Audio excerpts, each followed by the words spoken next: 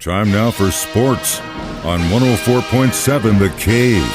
Here's Ned Reynolds. Mike, the intern, Ned Reynolds, back in the studio. It's Thursday, and the day is finally here. My dude, the NFL draft is tonight. Now, if you're a Kansas City Chiefs fan, chances are you're going to have to stay up pretty late to see that first pick, unless Brett in the front office decide to trade up, which either way could happen. We'll see. But do you know anything new? No, you read all these blogs about what could happen and what might happen. It's all rubbish. What'll happen, you'll see tonight. And that's first round, of course. You have 2 more days to go, 2nd and 3rd tomorrow, and then 4 through 7 on Saturday. And the Chiefs have a bunch of picks, folks. But it's 2 tonight. I just can't help feeling that the Chiefs know fully well where their liabilities are on the team, and the liabilities are on defense. I really feel like they'll go for a pass rusher, or edge rusher, as they call them these days, and perhaps a defensive back in rounds 29 or 30. Now, whether or not they trade, only they know that. Only Veach and the hierarchy know what's going to happen. But we'll find out. All starts at 7:15 out at the Allegiant Stadium in Las Vegas. That's where they're having it this year. Next year, it'll be downtown Kansas City in the Power and Light District. That will be a lot of fun if you're 18, 19, 20 years old. If you're 80 years old, stay away. I'm going. Oh, man. You're not 80 yet. Oh, no. Not there yet, but I'll definitely be in Kansas City next year for that draft. Even if I'm not on the steps, I'll be in Kansas City for that because, when's the next time it's going to happen? Got to go. Got to take advantage, my man. That's what living life is all about. All right. So I can't wait to hear who the Chiefs pick. And I love your philosophy, man. Well, hey, if I can teach Ned something, I'm all about it.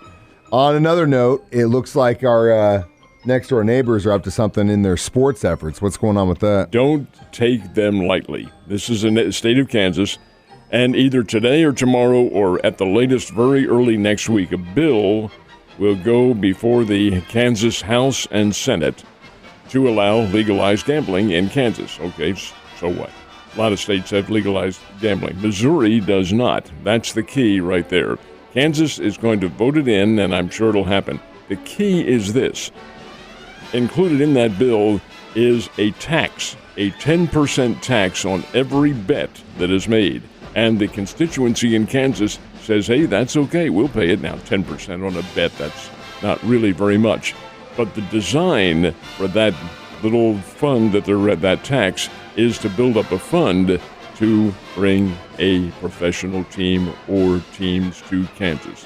And I'll give you a half a guess as to who they're looking at. Well, yeah, that whole thing is going to be interesting. Like I said, I'll be real sad if they move Arrowhead. Well, all right, they have a big complex over there that includes the Kansas Speedway and the soccer stadium, and it's within the city limits of Kansas City, Kansas. It's called the Legends, and that's what they've built up there. Huge shopping center, condominiums, and all sorts of high-rises and stadiums and so forth. If they get that passed and they build up a fund and the folks, the Hunt family in Kansas City, likes what they see, watch out. Watch out. It could move. The Chiefs could move. Is it that big a deal?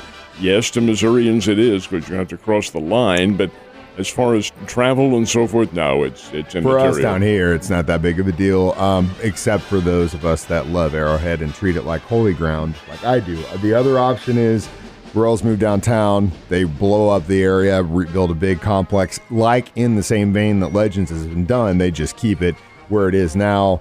Either way, we'll see. What's a bookie usually make on a bet, percentage-wise?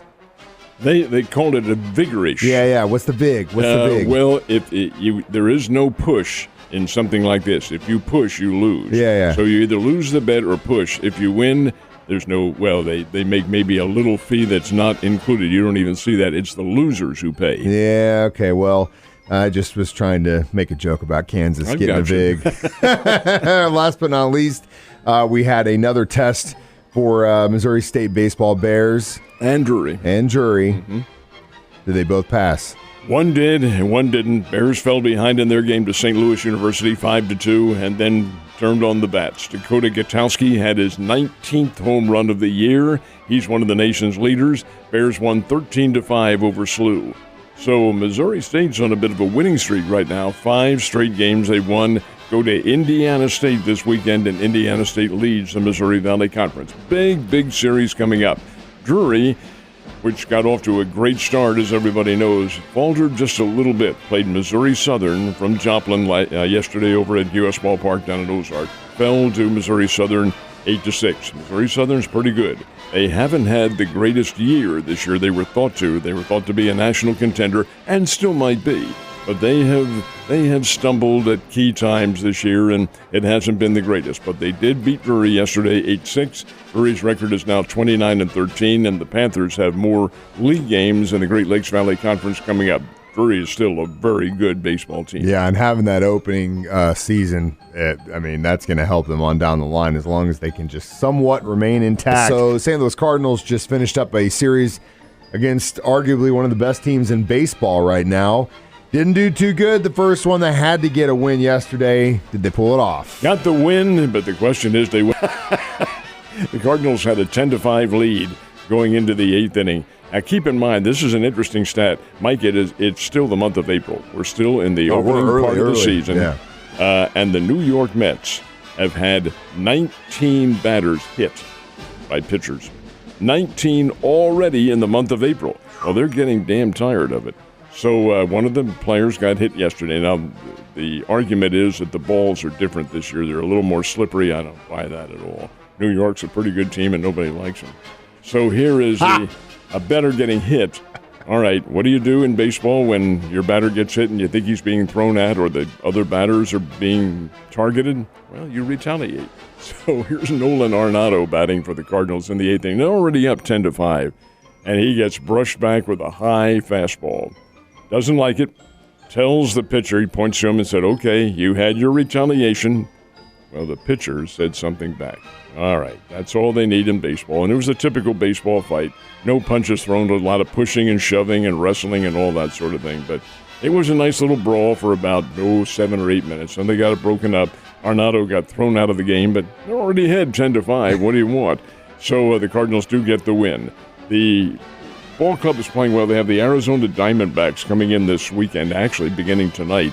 And the Cardinals should be able to handle them. The Diamondbacks are not one of the better teams in baseball, though they did beat the Dodgers yesterday. Anything can happen in baseball. The Cardinals do get a win, and out of 3-game series, do lose 2 out of 3. You're right about the Mets. They are a very good baseball team. Yeah, they're going to face Arizona. Are they any good? Moderate. We'll see. Hopefully they can get that series. Royals also involved in their own series right now. Did they get a dub yesterday? No, they did not. The Chicago White Sox beat them, and that was the end of an 8-game losing streak by the LaRussas, and that's not very good. They're a better team than that, but Chicago did come back and knocked off the Kansas City Royals yesterday, and the Springfield Cardinals, playing down in San Antonio, Texas, played the San Antonio Missions, lost last night 4-1. The Springbirds are on a road trip right now, middle of a 6-game road trip, do return home next week.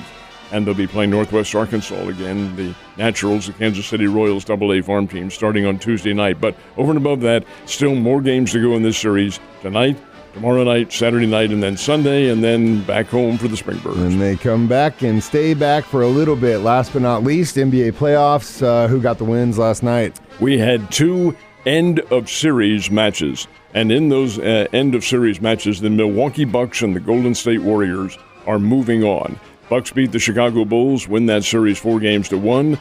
Golden State defeated the Denver Nuggets and win that series 4-1. These are best-of-7 series. So those 2 teams move on. They're the first in these opening round series other than the Boston Celtics to move on. There are 3 more games tonight. Now, the Philadelphia 76ers are giving every appearance of going through an ultimate collapse. They had a 3-0 lead over the Toronto Raptors. It's now 3-2 and play in Toronto tonight. Oh my, watch out. Anyway, that's all part of the scene. We'll report on that tomorrow. Oh yeah, we got a lot to talk about tomorrow, the draft and who's going on in the playoffs. Ned, you have a great day, and I will see you tomorrow.